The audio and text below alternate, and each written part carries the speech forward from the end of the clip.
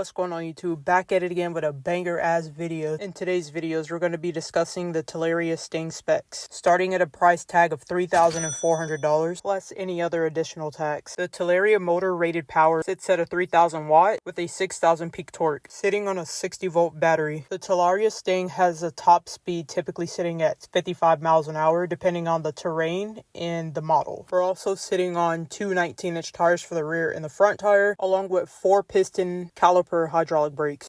Compared to the Surron, the Talaria has a little bit more weight to it. Meanwhile, the Surron has a little bit more of a lighter frame, making it easier to squeeze through tighter spaces and perform simple tasks. In my opinion, the Talaria looks similar to the Surron, just with more of a sportier look. The charging stats for this bike is also sitting at a 4-hour charge time, similar to the Surron, not too big of a deal. This bike also has 800 cycles before it loses its full capacity. I'm also digging the speedometer as well as the start button for the Talaria. I find that very interesting. I only seen a Talaria once, so I'm not really too familiar on how that really works or how it starts. But I also find that as a cool, interesting feature.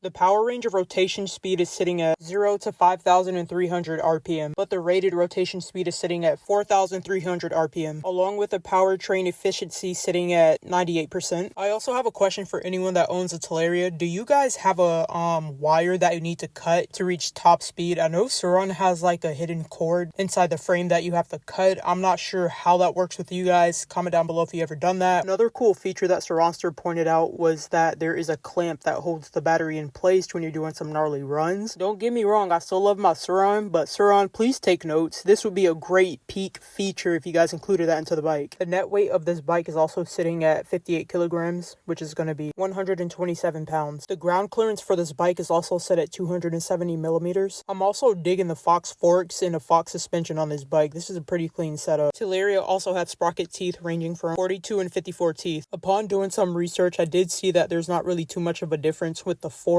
Hopefully I covered everything for the Talaria for you guys. If you guys have any suggestions on new video contents, please comment down below. If there's anything else that I missed in this video, please comment down below. This is all new to me. I'm enjoying making these type of videos. Once again, do not forget about that giveaway. We are so close to hitting 1K, so I do appreciate you guys.